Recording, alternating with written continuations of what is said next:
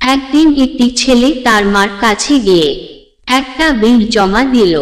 মা ছেলের দেয়া চিরকুটটা পড়লেন। ছেলে লিখেছে, 1. গাছে পানি দেয়া 10 টাকা। 2.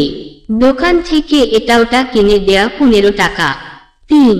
ছোট ভাইকে কোলে রাখা 40 টাকা। 4. ডাস্টবিনে ময়লা ফেলা 20 টাকা। 5.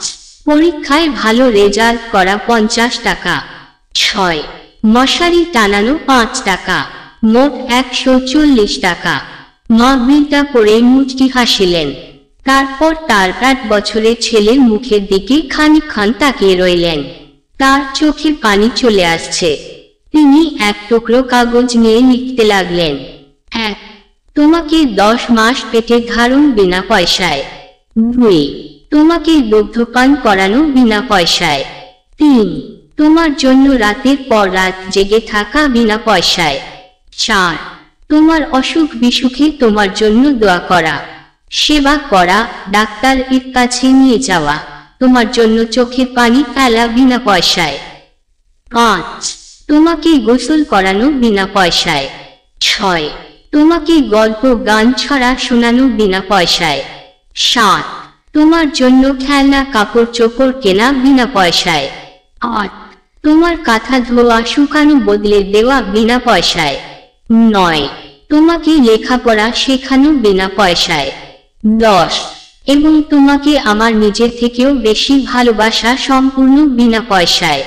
অতঃপর সন্তান তার মার হাত থেকে বিল টানিয়ে নিচে ছোট্ট করে লিখে দিল, এ বিল জীবন দিয়েও পরিশোধ করা সম্ভব নয়।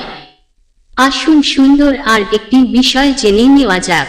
কোকিলের এই একটি গুণ মানুষকে সফল করে। বহু মনীষীগণ বলেছেন, মনীষীগণের মতে সাফল্য পেতে হলে কোকিলের থেকে বেশ কিছু বিষয় শিখতে পারেন। যেমন কোকিলের গলায় প্রচুর মাধুর্য থাকে, সেই কারণে সকলে তাকে পছন্দ করে। কোনো ব্যক্তির বক্তব্যই তার পরিচয়। তার আচার আচরণ প্রকাশ পায় তার কথাবার্তার মাধ্যমে। মনীষীদের মতে কথাবার্তাই একমাত্র জিনিস যা এক মুহূর্তে কাউকে বন্ধু এবং কাউকে শত্রু করে তুলতে পারে। এই কারণে প্রত্যেকের উচিত কোকিলের মতো মিষ্টি ভাষা বজায় রাখা।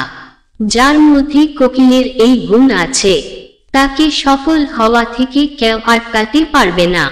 এই ধরনের ব্যক্তি কেবল তার কথার ভিত্তিতে জীবনে সাফল্য এবং অগ্রগতি অর্জন করতে পারে। কারো নামে ভালো কথা বলতে না পারলে চুপ থাকুন, কিন্তু কখনো কারো নামে নিন্দা করা একেবারেই উচিত নয়।